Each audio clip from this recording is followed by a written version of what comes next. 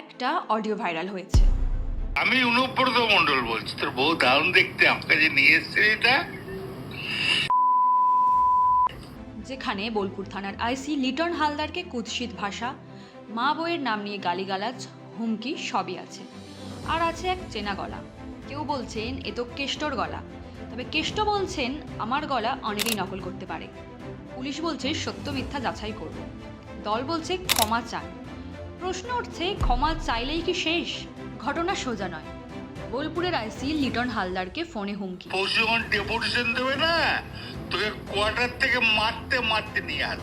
মা স্ত্রীর প্রসঙ্গ টেনে এমন ভাষা ব্যবহার যেটা প্রচার করা যায় না। গালির তীব্রতা এতটাই যে প্রতি বাক্যের পরেই অডিওতে বিপ দিতে হয়েছে। বার করে নিয়ে আসবো। এসছে এটা। অডিও ক্লিপ ভাইরাল হয়েছে। ভাইরাল করেন বিজেপি রাজ্য সভাপতি সুকান্ত মজুমদার। সবাই শুনেছে, কিন্তু পুলিশ কি করলো? যে হুমকি দিল তার ফোন নয়, বাজেয়াপ্ত করলো যিনি হুমকি শুনেছেন তার ফোন। লিটন হালদারের দুটি ফোন বাজেয়াপ্ত করা হয়েছে, কিন্তু যিনি ফোন করে গালিগালাজ করলেন অনুব্রত মণ্ডলের ফোন নয়। কারণ পুলিশ সূত্রে বলছে কল রেকর্ড ডিটেলসই যথেষ্ট, তাকে ফোন বাজেয়াপ্ত করতে হয়নি, কারণ তিনি নিজেই স্বীকার করেছেন ফোন করেছিলেন। কিন্তু প্রশ্ন হচ্ছে, এখন যদি তিনি সেই ফোন লুকিয়ে ফেলেন, ভবিষ্যতে ফোন হারিয়ে বা নষ্ট হয়ে যায়, তখন তথ্য প্রমাণ যদি মুছে ফেলা হয়, তখন দায় নেবে কে? আমি দুঃখিত, আমি ক্ষমা প্রার্থী। সূত্র বলছে ফেস টাইম অ্যাপে কল করেছিলেন কেষ্টমণ্ডল। সেই ফোন স্পিকারে চালিয়ে অন্য ফোনে রেকর্ড করেন আইসি। ফলে অভিযোগ উঠেছে অনুমতি না নিয়ে রেকর্ড করা আইনসঙ্গত নয়।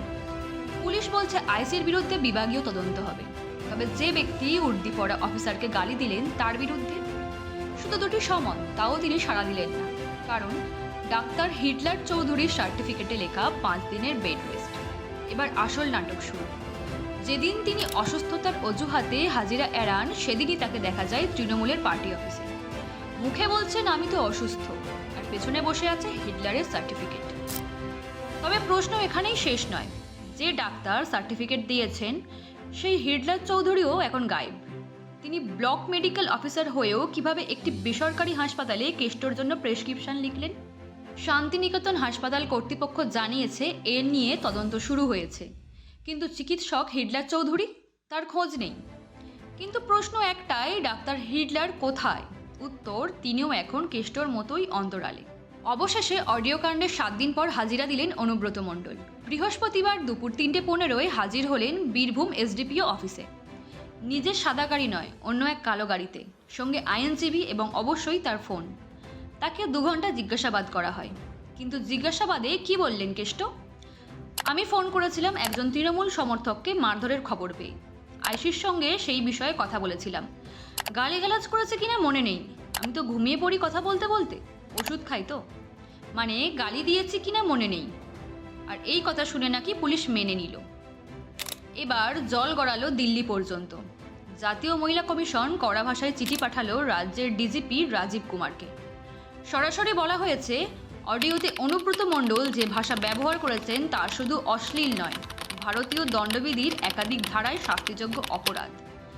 চিঠিতে কমিশনের বক্তব্য, আইসির মা ও স্ত্রী দুজনেই সাধারণ নাগরিক। একজন সরকারি অফিসারের পরিবারের প্রতি এমন হুমকি শুধু নৈতিক অপমান নয়, এটা সামাজিক ও আইনি লজ্জার বিষয়।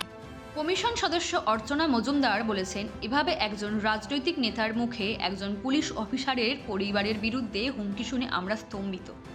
তিনি আরও বলেন, 6 দিন কেটে গেছে, অথচ পুলিশ অনুব্রতকে জিজ্ঞাসাবাদই করেনি, আর 7 দিনে হাজিরা দিলেও ফোন বাজেয়াপ্ত করা হয়নি। এই নিষ্ক্রিয়তায় মানুষ প্রশ্ন তুলেছে।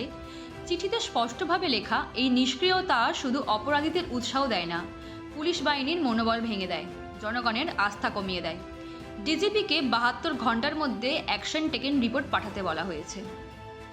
দল স্পষ্ট জানিয়ে দেয়, এ ধরনের ভাষা দল সমর্থন করে না। আপনি নিঃশর্ত ক্ষমা চান। কেষ্টর নিরাপত্তা কমানো হয়, একটি গাড়িও সরিয়ে নেওয়া হয়। তবে কি এবার কেষ্ট কোণঠাসা? না ভাই, কেষ্ট আছে কেষ্টর মতোই। ক্ষমা চাইলেন, ব্যাস। তদন্ত আটকে গেল, রেকর্ডিংয়ের আইন মানা হয়নি, এই তর্কে পুরনো খেলা আবার শুরু হয়েছে। এবার শুধু গরু নেই, আছে গালি। পুলিশ এখন খুঁজছে কিভাবে ভাইরাল হলো অডিও ক্লিপ।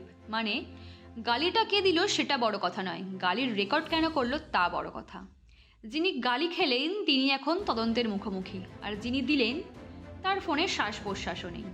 এবার আসল প্রশ্ন, একজন সাধারণ নাগরিক পুলিশের উর্দিকে অপমান করলে কি হতো? তাতে কি এত সুযোগ সুবিধা দেওয়া হতো? তার ফোন কি এভাবে গায়েব থেকে যেত? তার ডাক্তার কি হঠাৎ নিখোঁজ হয়ে যেত? এটাই বাংলার বাস্তব। যে গাল দেয়, যে ক্ষমা চায়, যাকে অপমান করা হয়, সে ফোন হারায়। আর জনগণ, তারা দেখে, শোনে, হাসে আর হারিয়ে ফেলে বিশ্বাস। আপনার মতামত জানাতে ভুলবেন না। এই নাটকের শেষ কোথায়? কেষ্টর রাজত্ব কি টলবে, নাকি এই ভাইরাল গালি কেবল আরেকটি গল্প হয়ে উঠবে? আর কমেন্টে লিখে জানান আপনার মতে আসল অপরাধী কে।